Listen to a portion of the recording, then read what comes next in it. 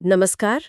आज हम एक ऐसे विषय पर बात कर रहे हैं जिस पर आजकल काफी चर्चा हो रही है। जी। संत रामपाल जी की जेल से मतलब संभावित रिहाई की जो खबरें चल रही हैं। हाँ, हाँ।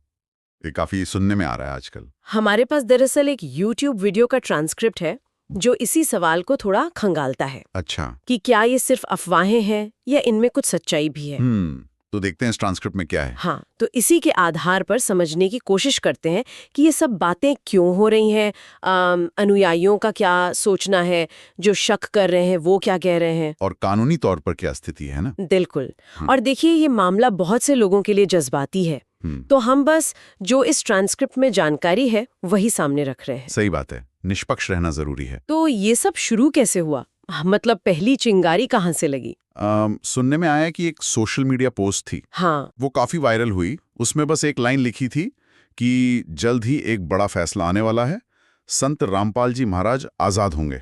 बस इतनी सी बात, और उसी से इतनी उम्मीदें बंध गईं। जी हाँ, उनके अनुयायियों के लिए तो ये बहुत बड़ी बात थी। उनके लिए, जैसा इस ट्रांसक्रिप्ट में भी है, संत रामपाल जी सिर्फ गुरु नहीं हैं, वो उन्हें ईश्वर का दूत या अवतार मानते हैं। अच्छा। उनका तो ये भी मानना है कि उनका जेल जाना भी एक लीला है। लीला मतलब एक योजना। हाँ, कि ये सब प्लान का हिस्सा है और सही समय पर वो बाहर आकर दुनिया को सत्य का ज्ञान देंगे।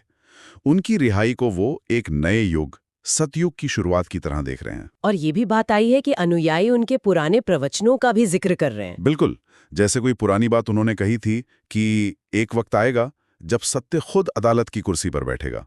ऐसी बातों को वो आज के हालात से जोड़ रहे हैं। अच्छा, और कुछ लोग तो सपनों की भी बात कर रहे हैं। हाँ, कि सपनों में संकेत मिल रहे हैं कि वो बाहर आ रहे हैं और आश्रम में साफ सफाई, सजावट वगैरह की तैयारियां चलने की भी खबरें हैं।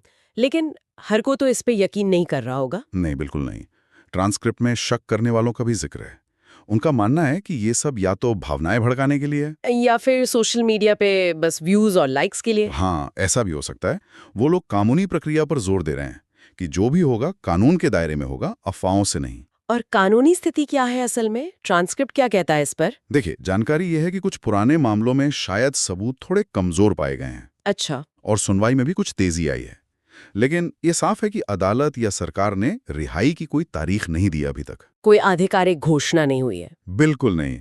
हाँ, ट्रांसक्रिप्ट में एक अंदर की खबर का भी जिक्र है वो क्या है? कि कुछ सीनियर वकील और खास अनुयायी जेल अधिकारियों से मिले हैं, गुप्त रूप से। ओ।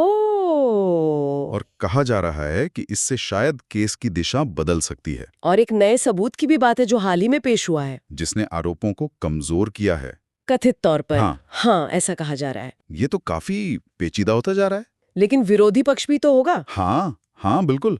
ट्रांसक्रिप्ट के मुताबिक वो भी सक्रिय हैं, कोशिश कर रहे हैं कि नया आरोप लगाएं या पुराने मामले फिर से खुलवाएं। ताकि रिहाई टल जाए। जी, और इसके जवाब में अनुयायियों ने भी सोशल मीडिया पर कैंपेन शुरू किया है, सत्य को आजाद करो नाम से। तो एक तरह की खींचतान चल रही है। पूरी तरह से। और अंतिम सुनवाई के नजदीक होने की बात भी कही गई है। एक ऐतिहासिक फैसले की उम्मीद जताई जा रही है। लेकिन पिछली सुनवाई के बाद क्या हुआ? पिछली सुनवाई के बाद ट्रांसक्रिप्ट के अनुसार जज ने यही कहा कि जरूरी कानूनी प्रक्रिया पूरी होने के बाद ही उचित निर्णय लिया जाएगा। मतलब तुरंत रिहाई नहीं हुई। नहीं, तुरंत नहीं, पर उम्मीदें बढ़ गई हैं अनुयायियों की। और उस दिन अदालत के बाहर माहौल कैसा था? ट्रांसक्रिप्ट में कुछ है? हाँ, उसमें लिखा है कि काफी भीड़ जमा थी, नारे लग रहे थे, मीडिया भी मौजूद था। दिखाता है कि लोगों में कितनी उत्सुकता है इस मामले को लेकर। सही बात है। तो अगर हम सारी जानकारी को एक साथ देखें तो निचोड़ क्या निकलता है? निचोड़ यही है, देखिए, संत रामपाल जी की रिहाई की अफवाहें जोरों पर हैं। हम्म।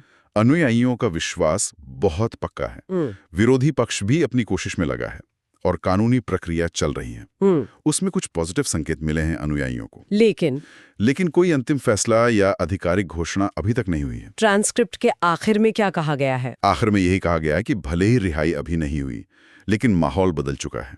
कानूनी मोर्चे पर जीत के संकेत दिख रहे हैं, ऐसा अनुयायी मानते हैं। और उनका विश्वास है कि सत्य को रोका जा सकता है, हराया नहीं जा सकता। जी।